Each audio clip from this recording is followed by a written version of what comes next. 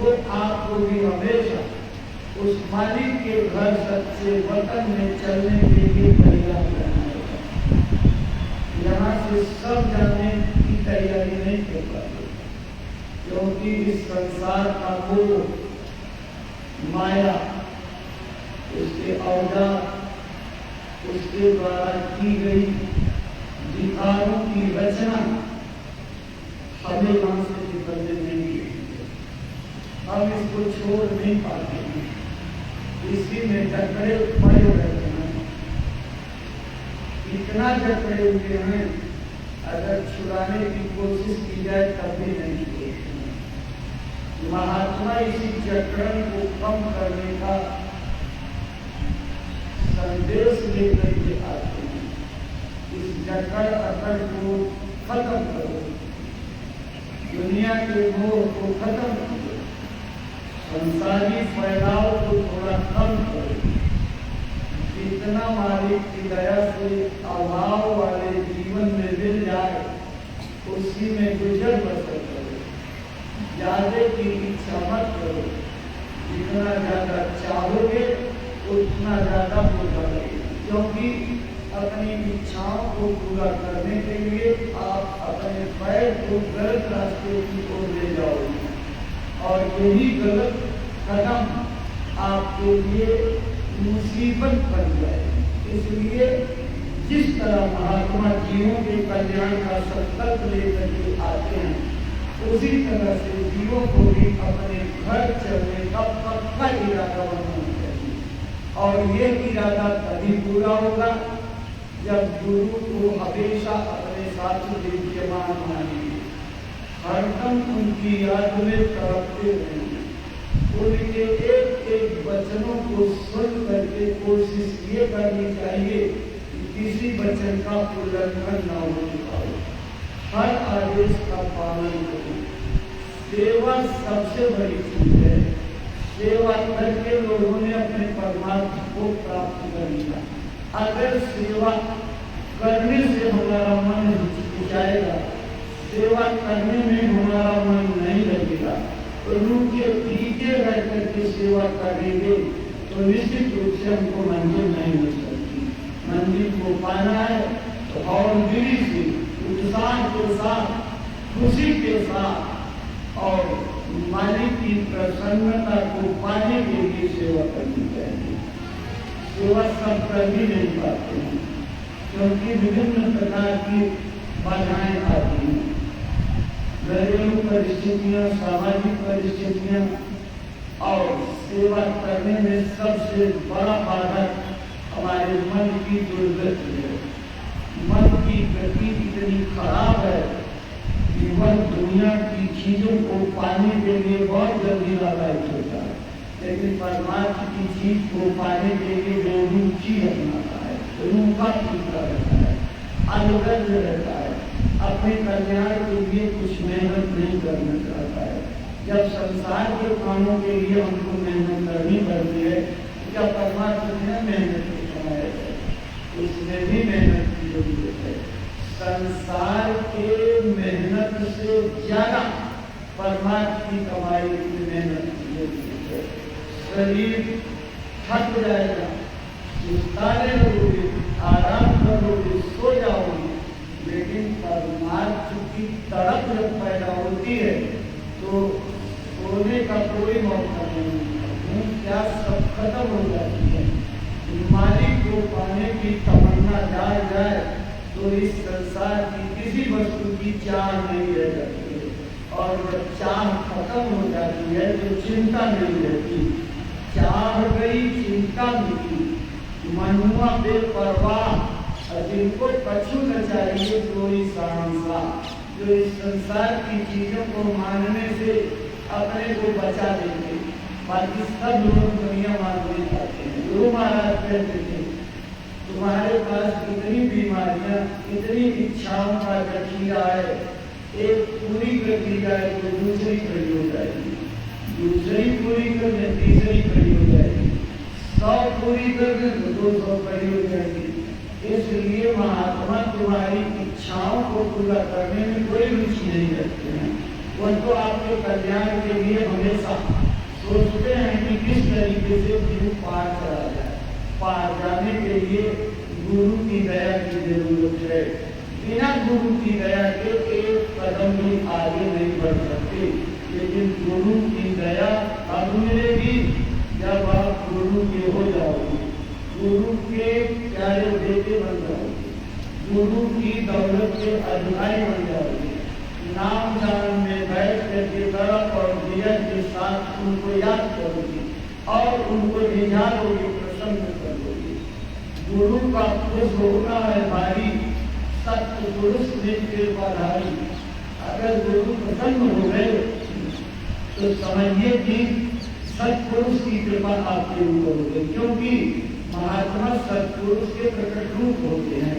वो मालिक कभी धरती पर नहीं आया और न कभी आगे आएगा, लेकिन अपना पावर, अपनी ताकत, अपनी शक्ति, अपनी पूरी इल्म दे करके संतों को भेजता है, अधिकार दे करके जाओ भूले हुए जीवों को समझा बुझा करके मेरे पास आओ।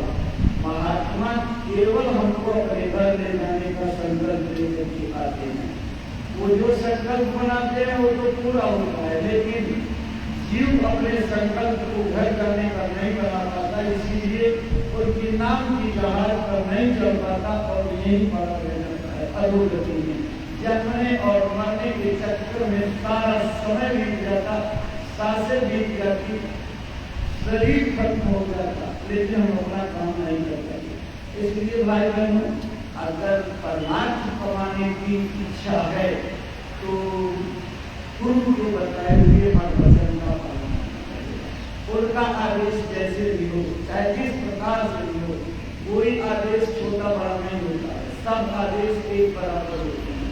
हमारी समझदारी है कि हम किसी सेवा को छोटी सेवा समझ लेते हैं, किसी को बड़ी समझ लेते हैं। जहाँ मान सम्मान मिले, प्रतिष्ठा मिले, आकर इज्जत मिले, उसको तो हम बड़ी सेवा मानते हैं। और जहाँ इज्जत में भटका लग जाए, सम्मान खत्म हो जाए, आपा खत्म हो जाए, अपनत्व को चोट लगे, संसारी मोहब्बत खत्म हो जाए, मान सम्मान मिलना बंद हो जाए, उसकी जगह से परमात्मा बनने की शुरुआत होती है। इसलिए दुनिया में कभी मान सम्मान न चाहो, हमेशा ठीक छोटे बन जाओ, इतना छोटा बन जाओ कि आपसे छोटा दुनिया में कोई न रह जाए। जो छोटा रहता है सब जगह पहुंच सकता है। चीटी छोटी होती है और वो धीरे से दरवाजे से घुस कर राजा के महल में उनके मुकुट तक पहुंच जाती है। लेकिन हाथी अगर जाने लगे तो सब उसको रोक देती। तो अपने मन को छोटा करो, नहीं करो, बारीक करो, पीस करके इसके टुकड़े करो, इसकी भागने की आदत को बंद करो, इसके घुटने को तोड़ तोड़ करके लंगड़ बना दो। जब मन लंगड़ हो जाएगा, कहीं नहीं जाएगा, तब आपका काम शुरू होगा। इसीलिए गुरु महाराज कहते थे कि भजन पर बैठो तो भजन का काम करो, दुनिया का काम करो तो दुनिया का ही काम करो, लग करके दुनिया का काम जल्दी से निपटाओ और परमात्मा के काम में बैठो तो फिर तो परमात्मा ही कमाने की भावना लेकर के बैठो। फिर दुनिया के किसी काम की योजना, किसी काम की चिंता, किसी काम की प्लानिंग आपके मस्तिष्क में उतरी नहीं जाएगी। जो अपने मन को भजन और ध्यान के दरवाजे पर लगा देते, दीन और दुनिया भूल जाती है, और जिनको दीन दुनिया भूल जाती है वही परमात्मा में तरक्की करते हैं। तो भाई बहनों, इतना दिन नाम का उपाय हो गया, अब कभी व्यस्तता और बेचैनी के साथ दरवाजे पर नहीं बैठे, अपने मालिक को अंदर में उतारने के लिए कभी नालायक नहीं हुई। इसीलिए हमारी साधना नहीं बनती है, देर होती है। जिस दिन आपके अंदर घर चलने की ललक पैदा हो जाएगी तो उसके लिए उद्योग करोगे, बैठ करके ताकोगे, मालिक की दया मांगोगे, इस संसार की ख्वाहिशों को खत्म कर दोगे। संसार की कोई चीज आपको अच्छी नहीं लगेगी, मालिक ही प्यारा लगेगा, मालिक का भजन और ध्यान प्यारा लगेगा। इसलिए अब नई तैयारी करो, उस बिल्कुल यकीनी में रहते हुए कोटा पूरा करने का सुंदर ज्ञान भजन नहीं, बल्कि व्यवहारिक रूप से सोने ध्यान करने चाहिए और अपनी जीवात्मा को जगा करके कुछ दौलत हासिल करो। दरवाजे को तोड़ करके उस तरफ जाना आना शुरू कर दो। नहीं दरवाजा तोड़ पाए तो एक दिन काल आएगा और आपके इस शरीर को तोड़ डालेगा, खत्म कर देगा। जीवात्मा को जबरदस्ती ले जाएगा, नरकों में डाल देगा। फिर मिला हुआ नामदान मिली दया, गुरु महाराज जिस दया को देने के लिए आए थे वो जो है वंचित रह जाओ, पूरा नहीं होगा। वो तो कहेगा चलो तुम हमारे मेहमान हो, तुम्हारी सेवा हम करेंगे, लेकर के जाएगा, मारेगा, पीटेगा, चढ़ाएगा, जलाएगा, कितनी यातना देगा, इसका कोई गणित नहीं है, कोई आंकलन नहीं है, गिनती नहीं हो सकती, कितनी मार सकती है। और जिस पर बढ़ती वही करता है। महात्मा देखते हैं तो दया करते हैं और कहते हैं कि मेरे सामने तुम भजन करके चले चलो, सामने रह करके भजन करो। और महात्मा अगर रास्ता बता करके चले गए तो सामने भजन नहीं कर पाए तो कौन सहारा देगा। महात्मा जब कर देते हैं तो भौतिक रूप से सत्संग में आपको मदद करके इशारा करते हैं। अब समझदारों के लिए तो गुरु कभी नहीं जाते हैं, वो तो तीसरे तीन मुकाम पर बैठ करके जीव की संभाल करते हैं। लेकिन उस संभाल को कौन जान पाएगा, जो तीसरे तीर के दरवाजे पर पहुंचेगा वही गुरु की दया को समझ सकता है। बाकी भौतिक रूप से गुरु का नाम गाने वाले, गुरु की महिमा गाने वाले, गुरु का भरोसा विश्वास केवल जबान से करने वाले तो कुछ नहीं पा सकते, न विश्वास हो सकता। इसलिए दरवाजे के अंदर चलो, तीसरे तीर में बैठे हुए गुरु की दया को बिना गुरु करो। वह तो संकल्प ही बना करके आए हैं मुझे घर ले जाना, लेकिन हम ही लोग तैयार नहीं होते हैं चलने के। जब तैयार नहीं होंगे तो फिर हमारा काम कैसे बनेगा। इसलिए भाई बहनों, अपने घर चलने की तैयारी सबको करनी है। जब यहाँ मेले मेले की तैयारी हो तो कितना करते हो, कितना संभालते हो, कितना सामान लेते हो, रास्ते का खर्चा लेते हो, तब तैयार होते हो। तो घर चलने के लिए भी सारे सामान की जरूरत है। उसके लिए कौन सा सामान चाहिए? जो सामान आप बोझे के रूप में बांध रहे हो, ये बड़ा पाए हो जाएगा, चलने नहीं देगा। इसलिए हल्के होकर के चलो, संसार की कोई इच्छा कामना न रह जाए, मालिक के भरोसे रखो। जो कुछ आपकी दया से मिलेगा उनकी रोटी खा करके भजन कर देते, लेकिन ज्यादा की इच्छा नहीं करेंगे। जो ज्यादा की इच्छा करते हैं वो फंस जाते हैं, निकल नहीं सकते हैं। इसलिए संसार की चाह कम करो, संसार का फैलाव कम करो। जो आपने वो ममता इस दुनिया में चक्कर रखी है उसको कम करो और वो प्रेम गुरु के चरणों में लगाओ, गुरु की दया पाने के लिए लगाओ। बाकी तो सारा संसार मेरा स्वार्थी है, कोई आपका अपना नहीं। सब अपना अपना मतलब सिद्ध करने के लिए, अपना अपना कर्म कर्जा अदा करने के लिए आए हैं। इस संसार की लोभ लालच आपको मान में भी निकलने नहीं देगी। गुरु महाराज सुनाया करते थे, एक आदमी चला गया शंकर जी की पूजा करने। थोड़े दिन में शंकर जी को उसे कहा अच्छा वरदान मांगे। लालची आदमी उसने कहा महाराज अगर आप खुश हो तो मुझे ऐसा वरदान दीजिए कि जो चीज छुए वो सोना हो जाए। शंकर भगवान ने कहा तुम सोच समझ लो, क्या करो, हमको देने में कोई हर्ज नहीं, तो दे देंगे, लेकिन तुम कहीं मुसीबत न कर जाए। लालची आदमी के बुद्धि विवेक रहता है, उसने कहा मैंने सब सोच लिया, आपको हमको आशीर्वाद देते हैं। शंकर जी ने कहा ये मन आशीर्वाद पा करके पहुंचा घर पर तो सबसे पहले उसने सोचा कि जब देख ले आशीर्वाद सही रहा है कि गलत। तो दरवाजे को छुआ, दरवाजे को छूते ही उसको देखा हो गया और खुश हुआ। तब तक दीवार को छुआ और ना हो गया। तो दरवाजे के भीतर चारपाई पर जाकर के बैठा था, तब तक आवाज लगाई चलो मैं आ गया घर।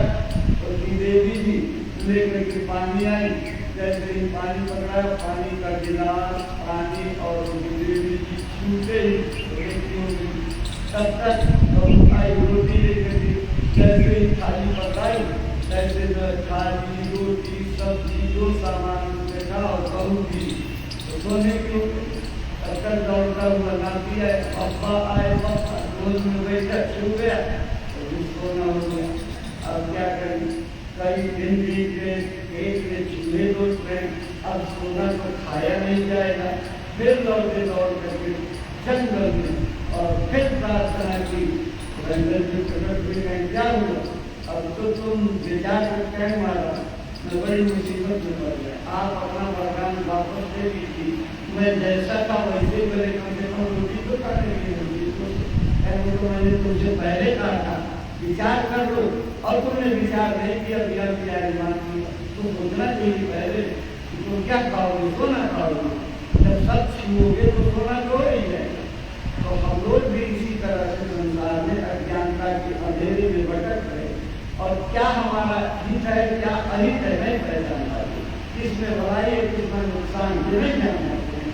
यदि महात्मा की दया हो जाए और उनकी कृपा लेकर के चलो तो सब समझ में आ जाएगा। इसलिए भजन ध्यान सुनने की बात कर रहे करके गुरु की दया कृपा को सभी को, और गुरु की दया लेकर के अपने घर चलने की तैयारी करो।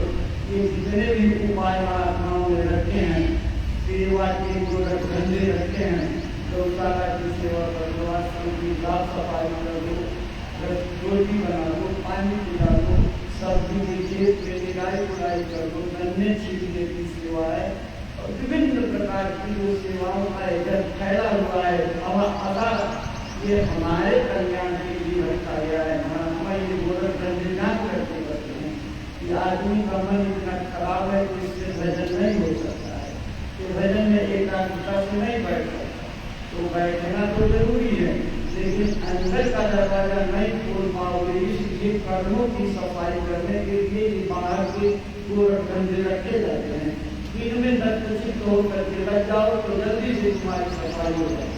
जो लोग कष्ट करके खून और पसीना जला करके सेवा करते हैं, जब भजन पर बैठते हैं तो उन्हें गुरु की दया का अनुभव होता है। इसलिए खूब मेहनत से दरवाजे पर बैठो, दुनिया का काम सेवा करो, और जब शाम को मौका मिले तो रंग बना करके अब हमको अपने घर चलने की साधना करनी है।